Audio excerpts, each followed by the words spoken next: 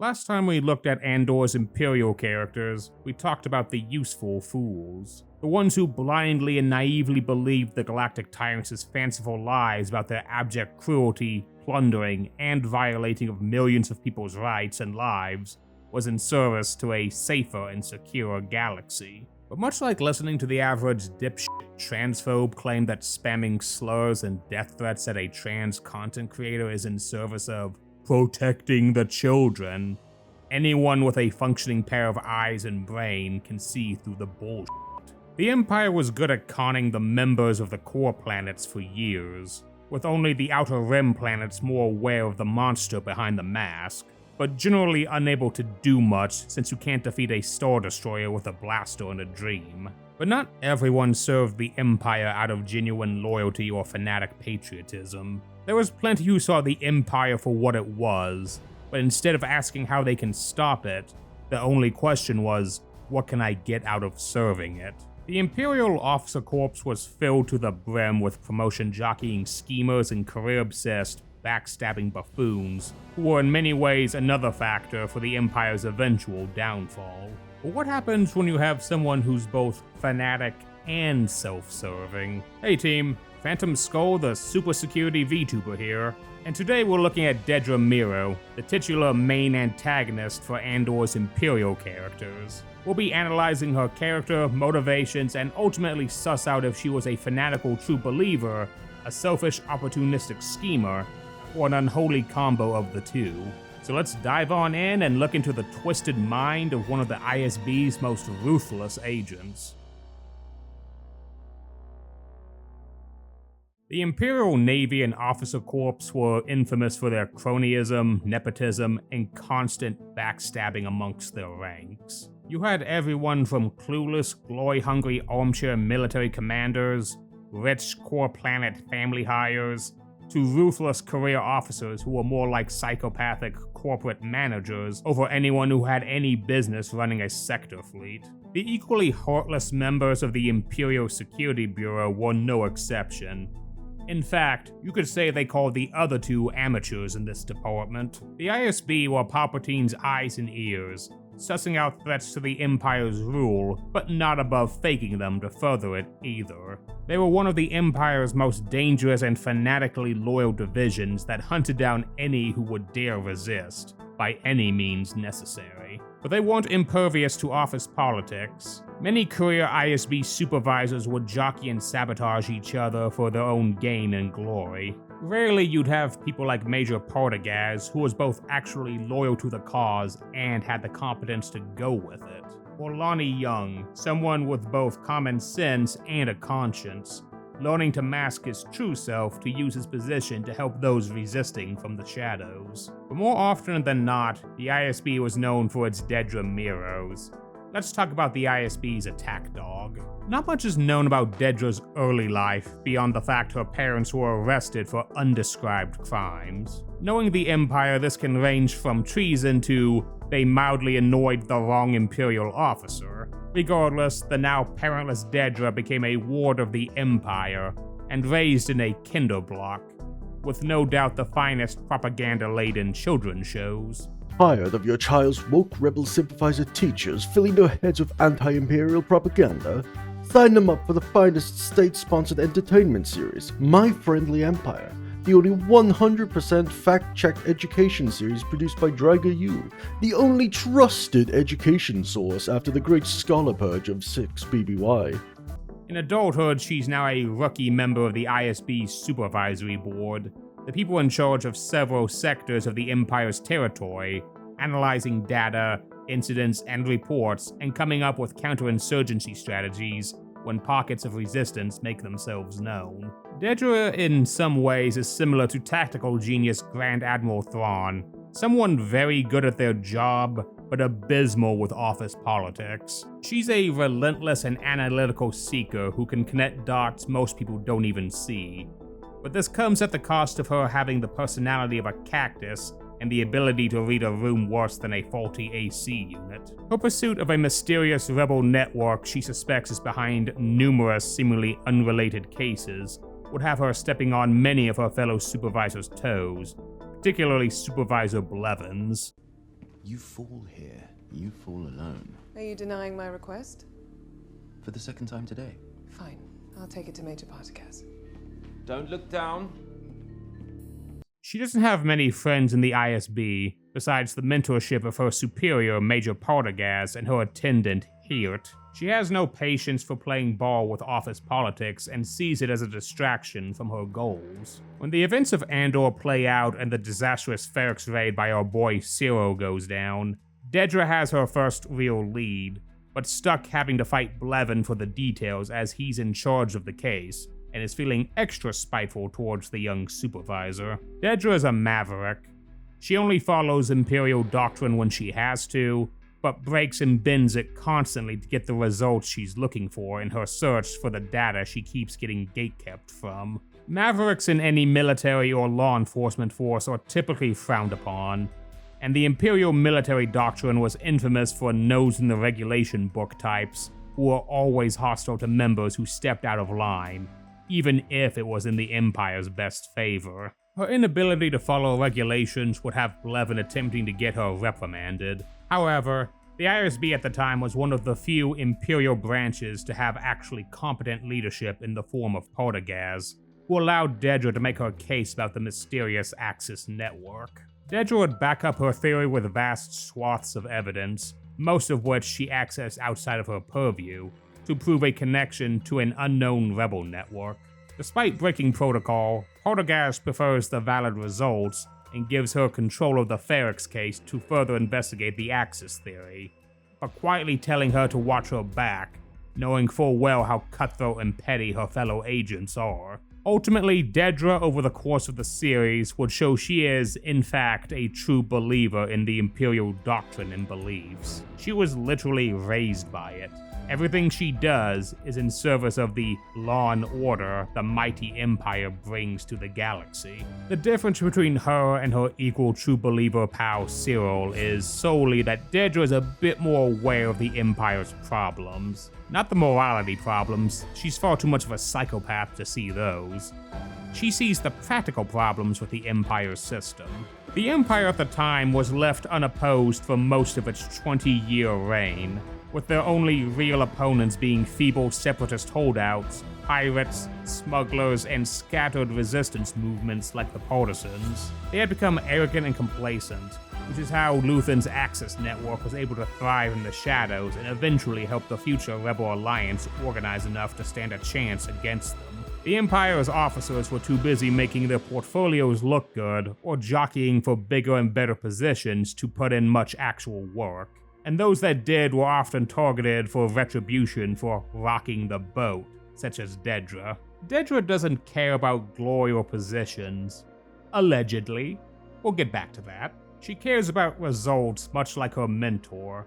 However, she's aware enough that she needs to climb the ladder to do the work she feels she needs to do to stop Axis. Every promotion is more intelligence access and fewer worries of dealing with annoying co-workers. She craves power like any good Imperial, but it's a means to an end over another feather in her cap. However, as her time on Ferrex would show, she's not above reveling in the typical sadism and malice most of her co-workers engage in. Her operations on Ferrex would show in spite of that higher-than-usual competence she shows at headquarters. Out in the field, Dedra is woefully green in many respects. It's one thing to crunch numbers and analyze data, but it's when dealing with other people we see Dedra's biggest weaknesses start to manifest. While I compared her to Grand Admiral Thrawn as far as their shared inability to maneuver the Imperial office politics, that's about the only thing they have in common. Thrawn could look at a person and have them figured out so fast you'd ask if his last name is Holmes. Dedra, however, is woefully bad at reading people. She can barely navigate polite conversation with her co-workers, and she's horrendous with interrogating Ferrex locals with potential Axis ties. She's a blunt instrument who uses sledgehammer tactics of threats, intimidation, murder, and torture to try and get the intel she needs on Axis. But much like Tarkin's heavy-handed doctrines, this would end up blowing up in Dedra's face at the end of Season 1, due to how close-knit the people of Ferrex are, and just how done they are with the Empire and their bullshit.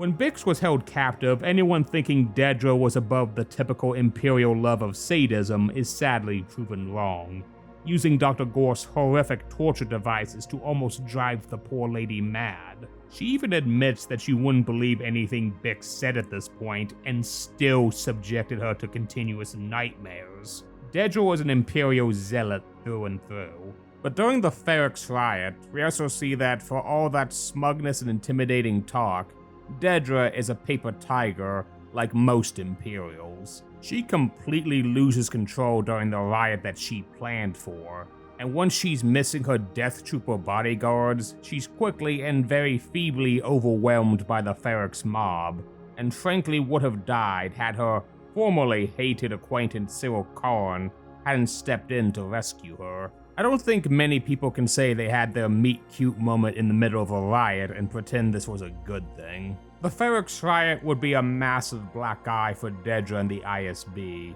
Several dead Imperial soldiers, minor bad press for the slaughter of rioters, and after all that, Dedra missed catching both Andor and the Axis Network's leader. In between seasons 1 and 2, Dedra somehow survived a failure that would generally leave the average Imperial officer pink-slipped by way of force choking, but officially off of the Axis case, which is now being handled by her ex-attendant, now fellow supervisor Hirt. Things aren't too bad for our fascist-loving blonde, but much like Cyril and his obsession with Andor, Axis was her great white whale. Not even getting an opportunity to be Director Krennic's personal fixer would deter her wish to hunt Axis. But after some convincing from Portagaz, she decides to take the Gorman job as a way to redeem herself in the eyes of the Empire. And in spite of her, prickly personality, probably the most charitable way I can put that, she does end up with a boyfriend. Boy toy? Manslave?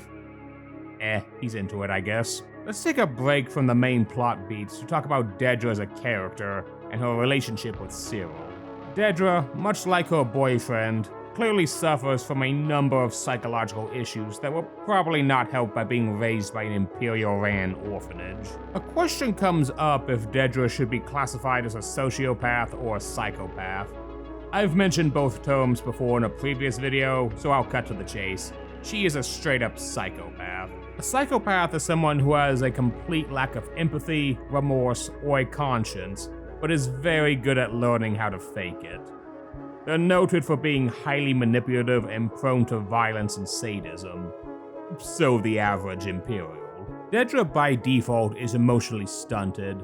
She's almost never seen without a blank, emotionless look on her face or a sneering look of disgust. Hell, you can even see her actively trying to practice smiling by herself. And she is very manipulative.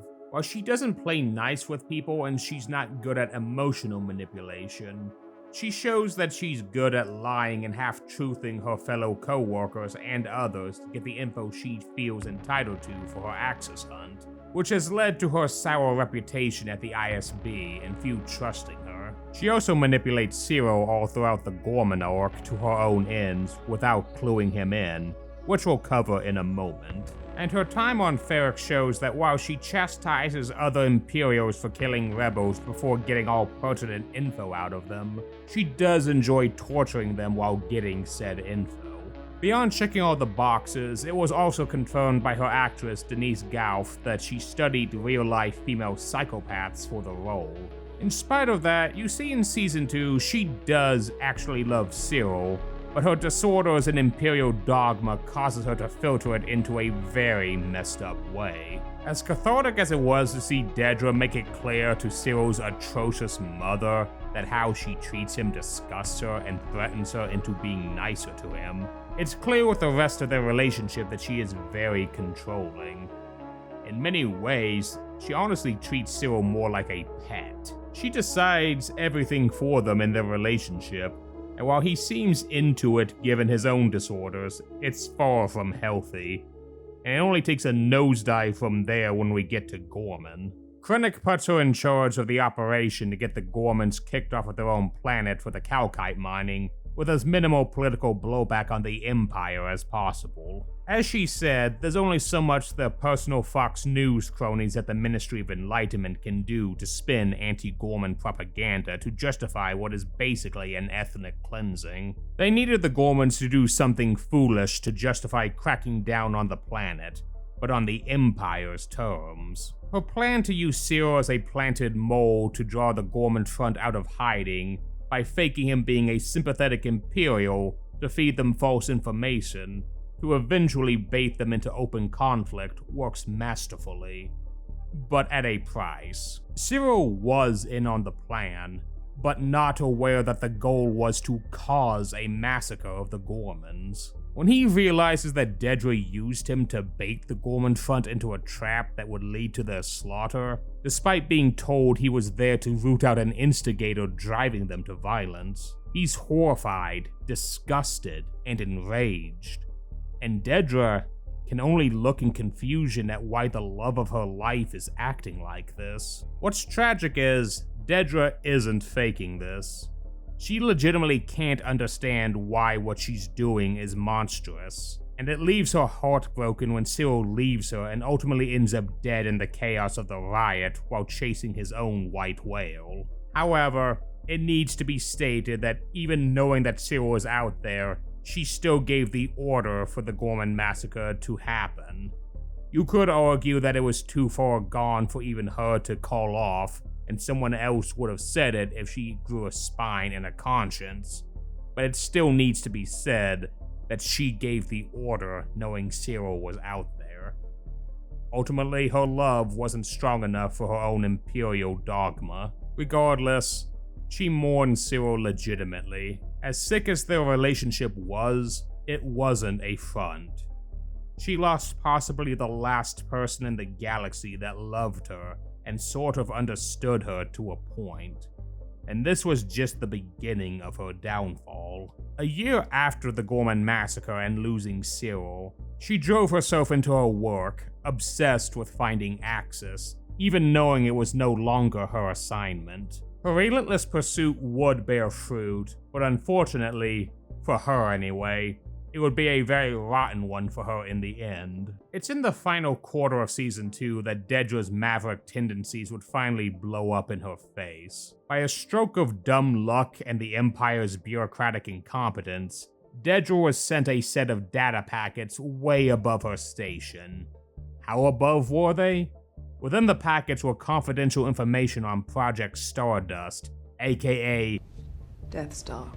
She would break protocol and hold on to these data packets, as they also held information that would help her figure out who Axis was. Particularly one on Jedha involving a tortured and killed rebel asset, who reveals that he was turned by a particular antiquities dealer that she quickly figures out was on Coruscant. This helps her finally connect the dots to the rebel puppet master Luthen Rail. She would quickly set up an unsanctioned raid on Luthen's shop, but her antisocial and cowboy cop reputation would come back to haunt her, as it would lead to a chain reaction of disasters for her. In a moment of ego, she chose to set up the operation on Hirt's day off, so he wouldn't interfere, when in reality had she just gone to him and revealed this information one-on-one, and kept to her own promise of not wanting the glory, the next domino wouldn't have fallen. So because of her maverick reputation, an ISB tactical officer would confide in everyone's friend and secret spy, Lonnie Young, over her plans.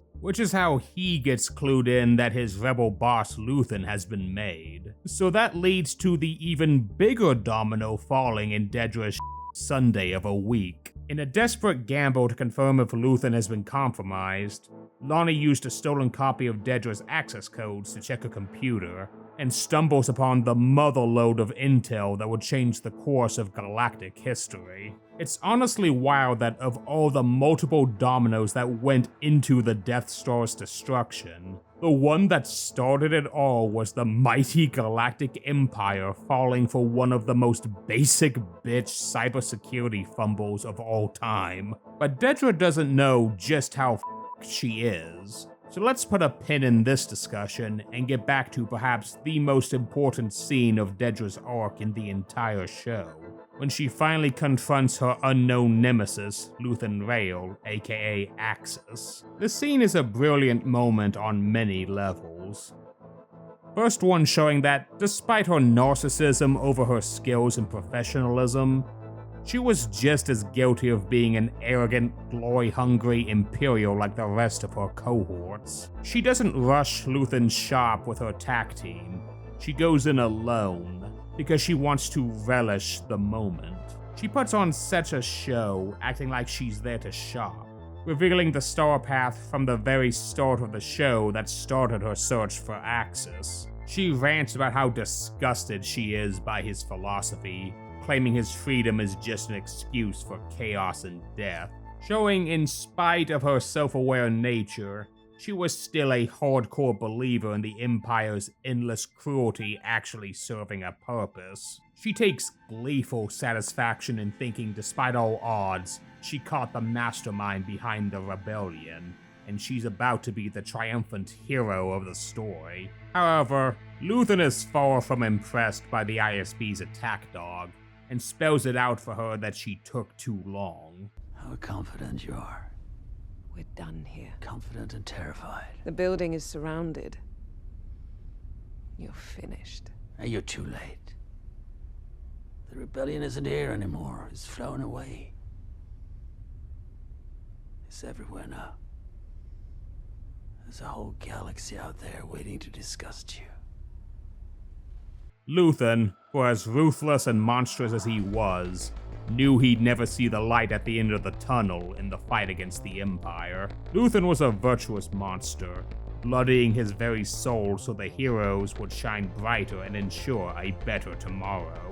Thanks to Dedra's many mistakes, he had time to destroy all loose ends that would lead to the wider Rebel Alliance being discovered and tracked, which sadly included our boy Lonnie. But unlike Dedra, Luthen was ready to put his money where his mouth was when he silences the last loose end, himself.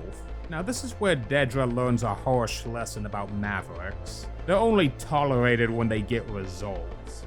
And she's fucked up on levels she doesn't even begin to fathom. Her unsanctioned and now botched raid on Luthen gets her arrested, and not even Partagaz is covering for her this time. But this is a simple roadblock in Dedra's twisted mind. She's still under the illusion of being the hero of a cowboy cop holovid, and she'll soon be let go to continue her work. And then Orson Krennic walks into the interrogation room. Who else knows? About what? Is the urgency of the situation not palpable? Krennic unleashes his slowly thawing but vicious fury at Dedra when he makes it clear he's there about the Death Star files she kept quiet about having. For him to find out the top-secret superweapon project he spent 20 years overseeing just got leaked when it was so close to completion because of an email mix-up, he's in no mood for Dedra's snark. He utterly destroys her entire ego, and his fury finally hammers into Dedra just how much trouble she's actually in. Her smugness and confidence vanishes, and she becomes a scared, scurrying rat on a sinking ship, looking for any lifeline. But Krennic has none to give her. There's an immense irony that in her fevering and relentless attempts to prove herself to her empire, that it would lead her to screwing up so badly, her fellow Imperials could only believe she's a rebel spy over being that incompetent. If you're not a rebel spy, you missed your calling. Despite her desperate attempts to save herself, and regardless of if she was charged as a rebel or a fool, she falls alone, much like Blevin warned her about in Season 1. Her final moments in the show reveal her fate. Trapped in a prison colony much like Andor's once upon a time, a woman who burned her very soul for her empire, and was rewarded with being its prisoner, forever. Unlike Cyril, I find Dedra far less sympathetic. While she was also a victim of its propaganda and brainwashing, she shows herself to have far less humanizing qualities, and despite her dedication and competence, was just as psychotic and petty as the average Imperial officer. She, more so than Cyril, was deluded into thinking she was the main character, and in spite of her rigid dedication to the Empire's fascist control, was not above breaking their rules when it suited her. She was a victim of her own arrogance and delusions of grandeur, like many Imperial characters. Her story ultimately showed how much of a vicious dog-eat-dog system fascism is, even for the supposed ones at the top. In spite of how dangerous she was, she never truly understood that the gaping monster she served would turn around and eat her the second she tripped, until it was too late. The Dedra Meeros always think they're the ones moving the chess pieces, but lack the self-awareness to realize they're as much of pawns as everyone else on the board. The backbiting and infighting of the Empire was more of its own enemy than any Chosen One Jedi or brave princess, and ultimately the reason why fascist groups are doomed to fall. Its believers are too filled with spite and self-serving natures to ever truly work together. It's a vicious, self-eating system that leaves them too busy fighting each other for prestige that sometimes outweighs any rebel or other. Dedra Meero is a cautionary tale of ego and blind loyalty, because no matter how much she thought she was the hero of the Empire, she was always just a scheming bootlicker whose luck ran out. And with the Imperial meat grinder about to go into full swing with the upcoming Galactic Civil War, she wouldn't be the last. Thanks for watching. Hey, thanks for checking out my video. If you liked it, I'd appreciate a like and a comment. What are your thoughts on Dedra Meero? Be sure to subscribe for more fun super security VTuber content and other video essays. I also want to give a big shout out to my friend Khezo for doing the voiceover earlier in the video. He does a lot of gaming streams and also plays on the same 5MRP server as me. I recommend giving his channel a look-see. Links are below. Be sure to check out my Patreon if you'd like to help the channel more directly, but I appreciate a simple like and a comment as well. All support helps the channel. Next week we wrap up this look at the Andor villains by looking at Major Portagaz, so I'll see you all for that one. Thank you all again, and I'll catch you later.